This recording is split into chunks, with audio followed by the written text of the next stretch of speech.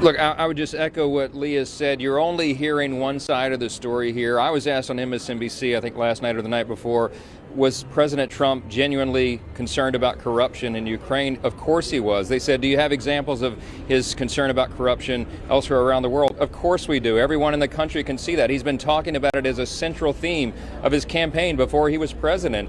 When he ran on the priority of America first, that's what he meant. He wanted to make sure that American taxpayer dollars were spent wisely and as good stewards overseas. And this was a part of that. I don't know why that is something that the House Democrats can never understand or don't want to understand, but it's a central part of the case here, and you'll hear more about that when our case is presented. I would just say one comment about what the chairman of House Judiciary, Manager Nadler, said on the floor yesterday was outrageous. It was offensive to us.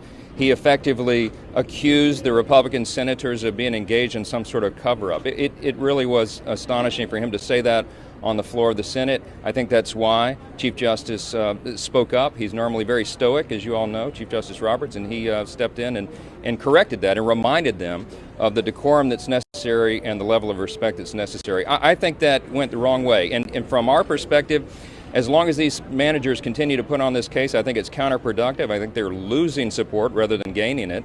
And we're glad that this will wrap up today so that the president can finally put on his case. This has not been a fair fight until right now. And the president, the White House, all of us are anxious for those real facts to be put out there, and we're glad for those 2 days to go forward. We'll take some questions. Look, the Founding Fathers are very clear about this. The constitutional standard is very high. You look at the pure and clear language of the Constitution. It's treason, bribery, high crime, misdemeanor.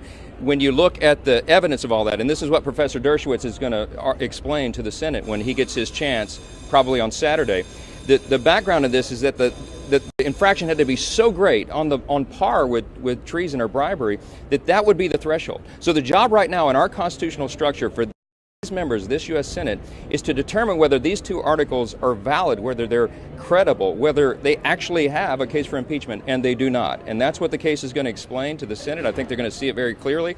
And all this talk about witnesses and documents is going to be irrelevant because it was premature for them to determine that on the front end. So we'll see how it goes. Thank you, Thank you all.